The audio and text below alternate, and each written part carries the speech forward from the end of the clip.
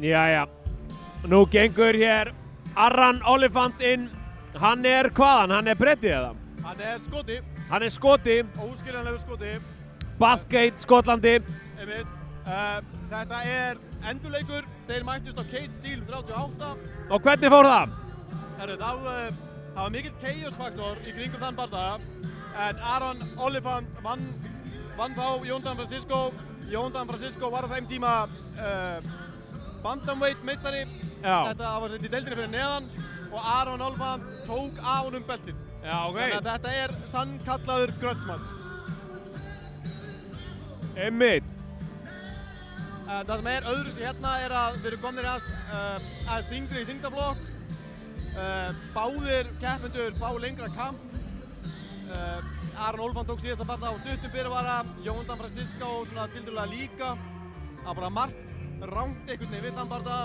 En núna fáum við mjög rétta bardaga og það verður mjög sætt ef að Jonathan Francisco nær sigrinum í kvöld. Já, og þetta hvað? 66 kg þyngdarflokkur sem við köllum hvað? Léttvikt? Við köllum það fjæðurvikt. Þetta á að vera 65. Fjæðurvikt, einmitt. Léttviktin 70 kg. Já, einmitt. Jæja. Og þessi maður hefur sigrað sexinum og einungis tapað tvisvar. Já, hann hrikalega efnilegur. Þetta bara sannkallaður keppnismaður. Ungur, 23 ára gamall. Og heimamaðurinn, dömum og herrar, Jonathan Francisco.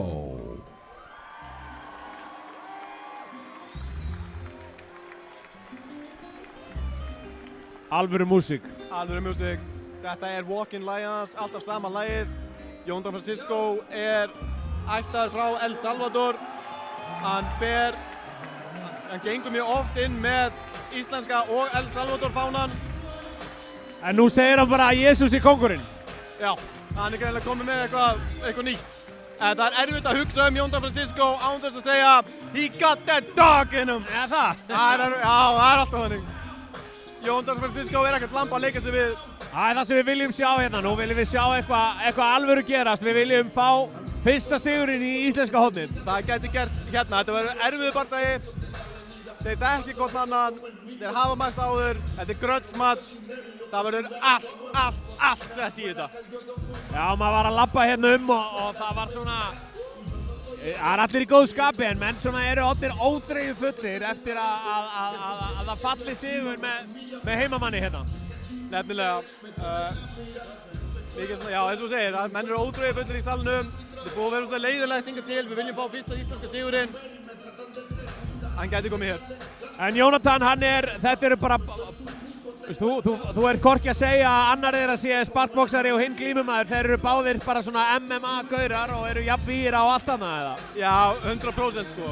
Þú veist, Jonathan Francisco náttúrulega með, hann góður í glímu, var Íslandsmeistari í sínu flokki á sínum tíma, fyrir 2 árum.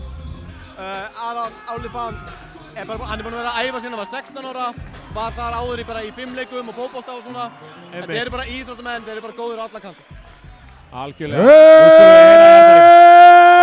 And now, introducing first, fighting out of the blue corner, been training MMA since 16 years of age, a mixed martial artist with background in football, athletics and boxing, with 6 wins and 2 losses. A Stale Keats champion, he stands in 177 centimeters tall, weight in 66 kilos. Fighting out of Bathgate, Scotland, representing higher level martial arts. Ladies and gentlemen, the brightest prospect, the pride of Scotland, Aran Oliphant.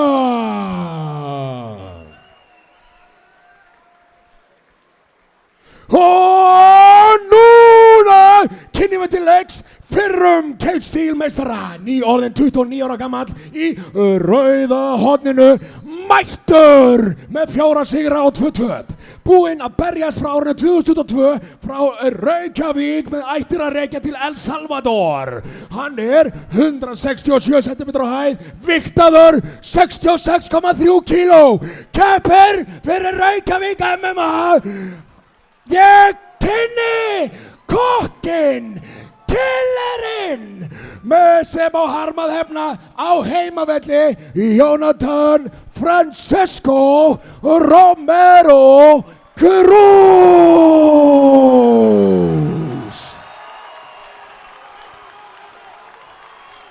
Já, geggjuð kynning hjá Arnóri Dan. Kokkurinn, þetta er lærður kokkur og það er nákvæmlega sem við viljum hafa hérna. Lærða kokka í búrinu. Við viljum fá Aron Olfan beint á grillið.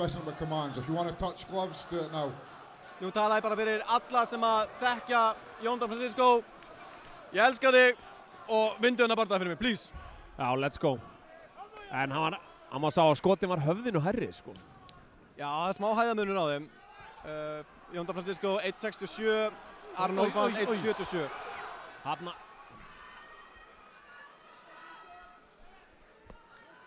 Þetta er... Og þeir eru komin strax í glímu við búrið.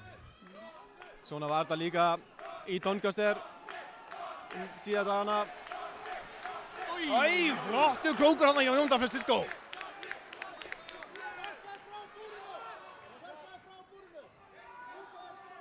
Aron Olfan mjög þungur. Já, við erum með þessa menn hérna alveg onni okkur en það er bara stemning hérna. Það er mikil. Það er hérna verið að glíma undirtökin eins og sagt er. Já. Og Aron Olfan búinn að loka saman höndunum. Og hann er komin ofan á hann. Það er að leiða þetta í gólfið. Jonathan Francesco endar í halfguard. Byrjar að búið til svona pláss með því að spinna í búrið. Menn nýta búrið og spinna sér af því, það er leyfilegt. Já, það er leyfilegt. Svo lengi sem að tætnar fara ekki inn á milli. Inn á milli, ef þú krækja í búrið, það er stranglega banna. Einmitt, enga tókróka. En þetta er nú besti staðurinn í búrinu til að vera undir andstæðingum því hann er við þjálfarana sína sem eru að benda honum á hvernig hann losa sig úr þessu. Nefnilega, en við sjáum sko, og vorum að tala hvað menn væri tensaðar á hann, hvað var að eyða mikill orku. Aron Olfan er mjög yfirvegaður. Já, hann er mjög yfirvegaður. Það er hérna nokkuð þung högg. Holy hallelujah, Batman! Nei, og hann fer hann aftur. Ég hélt í smá tíma að Aron Olfan myndi bara rótast við þetta. Þetta voru svakaleg uppbörk hjá Jonathan Francesco. Ætlaði hann að reyna að nýta svona momentumið í að kasta honum en lenti undir honum í staðinn. Já, þetta er svolítið ólíkt Jonathan að sætta sig við bottstöðuna. Hann er oftast fljótur að spróla upp. Og hann er nú bara að ná fleiri höggum úr bottstöðunni en Olifant er að gera úr toppstöðunni, sko. En nú sjáðu þið Olifant er að reyna að losa löppina og komast alveg klofið yfir hann. Og salurinn er gjörsamlega að kvillast og gefa hann alla þá orku sem hann þarf. 45 sekundur eftir hér að fyrstu lótu og það er alltaf keyrum koll hér í Úlfarsárdalnum.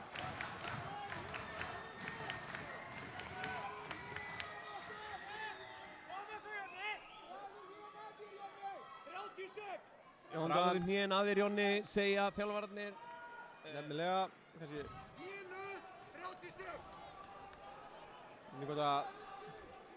Jonathan vil reyna eitthvað sweep hérna. Já, en hann er svona hægt og bítandi að komast í yfirbragðsstöðu. En hann stendur upp! Jonathan, statt upp! Láttu vaða! 10 sekundur eftir, það gerist ekki mikið úr þessu.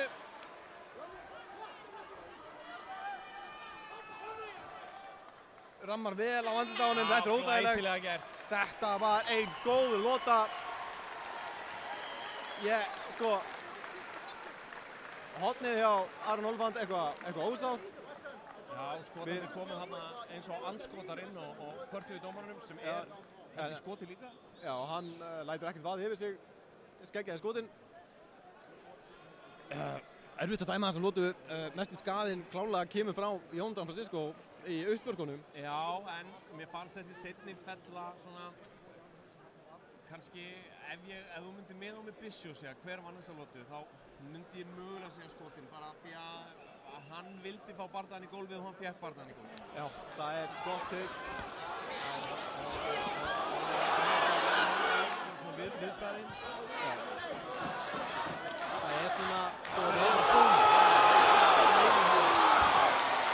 og bakkar til að jafna sig. Það er rauninni sá sem á frumkvæðið að sínum leik. Hann fær að dominera. Eins og að segja, nú veit Jonni nákvæmlega hvað hann er að fara að gera, hann ætlar að skjóta. Einhvern veginn finn ég lykt af hægri hendi frá Jonna, annar lendir smá krókur. Öðbögg. Aron Olfan svolítið hátt upp með höguna, myndi ég segja. Og þetta allt mjög styrtilega gert. Já, þeir eru báðir núna yfirvegaðir. Aron Olfand kannski svona aðeins öruggari í sínum aðgerðum. Úff, Þetta hefði verið, sem lenda ekki. þetta hefði verið þungur krókur hana. Einmitt.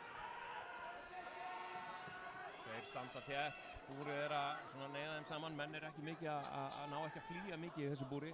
Nei, það er rétt. Hægri hendin hjá Jóndan, hitt vel. Ég vona bara að Jóndan sé ekki bara að þreytast. Niðurskurðurinn gekk eitthvað illa, þurfti að fara tvisvar inn í klefa. Skera niður þyngd. Ágætis krókur hérna frá skotanum sem fann.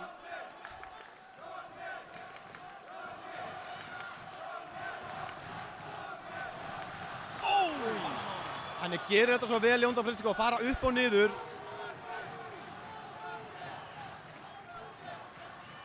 Sjáum hvernig að Jóndan Francisco ná að vinna sig í burtu frá búrinu. Tekur öndurhúkinn hægra megin við sig. Og núna hann að klemma saman höndunum og þá yfirleitt menn með stjórn. Og við erum Hann getur vonandi nota búrið til að spilna sér í þá stöðu sem hann vil vera. Hann að reyna að komast þarna að klofa yfir hann. Ætlar hann að lyfta mjöðmannum og losa hægri fótinn. Hann Aron Olfand. En maður finnur svona að þetta eru menn sem hafa barist meira. Þeir eigða ekki orkunni eins og þeir eru rólegri, yfirvegaðri. Dómarinn var það að Jóndan Francisco segir sér tærnar inn búrið. En hérna vill Jónatan aðeins vinna sig upp á hliðina.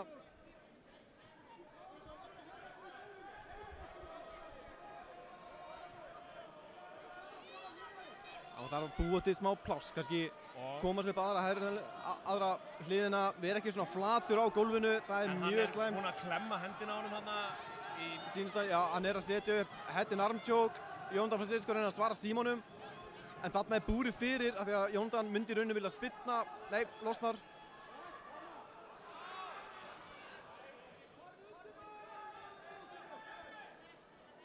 Og nú getur eitthvað gerst. Spurning hvort að Jóndan er með búrið þarna, hann gæti reynt að spyrna þessu.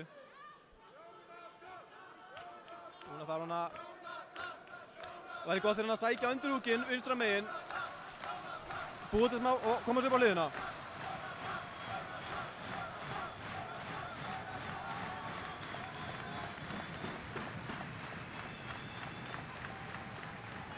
Jæja, nú stutt eftir. Gerist eitthvað hér á síðustu sekundum bardagans. Síðustu sekundum lotunar minni. Jæja, þriðja lota. Og Jónatan er undir núna. Jóndan Francisco líklega 1,5 lótu undir. Það fyrir eftir hvernig dómarinn sá við fyrir lótuna. Hvernig þeir vilja dæma hana. En þetta er lóta í bláa hornið, sko. Þessi lóta fyrir bláa hornið, það er alveg ljóst. Þetta er svona augljóst að Olifant allar vill ná honum niður, vill komast í mannstöðu. Bara hérna mjög hefðbundið MMA í gangi þar. Mjög svo. Og meðan manni finnst eins og Jóni í meiri séns standinu. Sjáðins meira krisp, þyngri högg. Já. Hann er betri í þessum þyngdarflokki Jónatan. Hann er með meira knockout power í höndunum. Getur komið mönnum í vandræði. En það sem ég vil sjá frá Jónatan er að hann sé ekki sætta sig við þetta bottom half guard og vinni meira í skamblinu. 3 mínútur eftir. Sprengið sem út strax.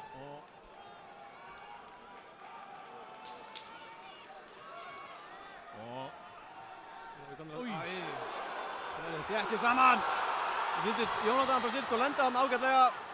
Aron Olfand reynir að... Núna vill hann á honum niður, hann greið að vankaðist aðeins. Hann er svo góður að loka höndunum eða ná djúpt undir hnésbjótina. Aron Olfand.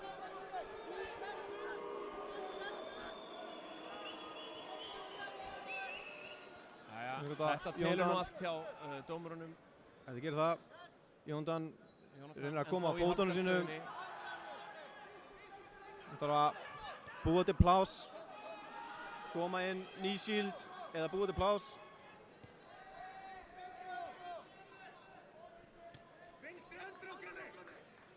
Ég hef nú bara ekki verið nálagt slagsmálum svona síðan bara í 10. bekk sko. En hérna, það er henni saga. Við erum að sjá meira af því sama. Það er Oliphant sem núna í toppstöðu og að láta svona miðlungshörð högg koma hérna. Nefnilega, núna þarf hann aðeins að ákveða sig nákvæmlega hvað Jón Daði verður að ákveða hvað hann vil gera. Já. Koma inn nýsíldunum, sækja undir út vinstra megin. Sprengja hana.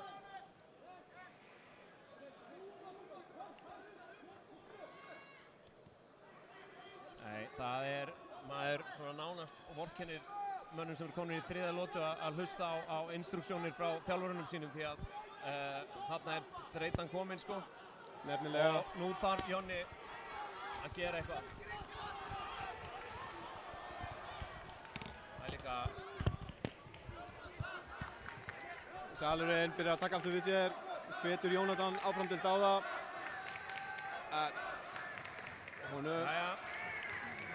Nú virðist bara Jónatan vera orðinn svolítið þreyttur á að vera undir þessu skoska skrýmsli hérna í þessu þyngdarflokki.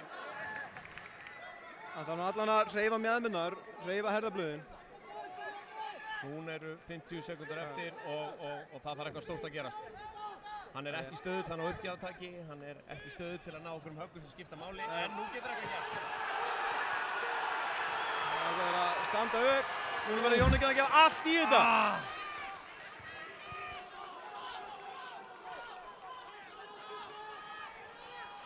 Þetta var líklega tækifærið sem hann hafði. Já, þetta var tækifærið. Og hann að reyna að festa höndina saman með hínu, nær því ekki. Jón Daði búinn að ákveða sig hvaða leið hann vil fara. Hann ósterkur. 10 sekúndur eftir.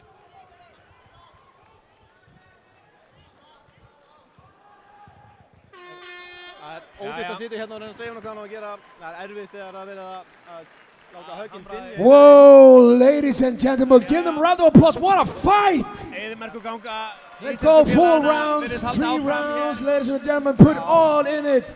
What an athlete. How amazing fight it was, ladies and gentlemen. We go to the judges' scorecards. And they are the referee in charge, Fraser Hitch, is collecting them at the moment. What an athlete, guys. Going full 3 rounds. You need to be in a perfect shape for that, man. And the referee is collecting the scorecards.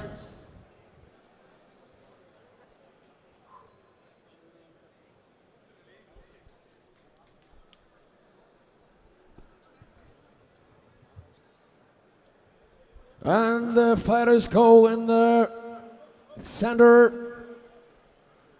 with a unanimous decision from the blue corner, Aaron Oliphant.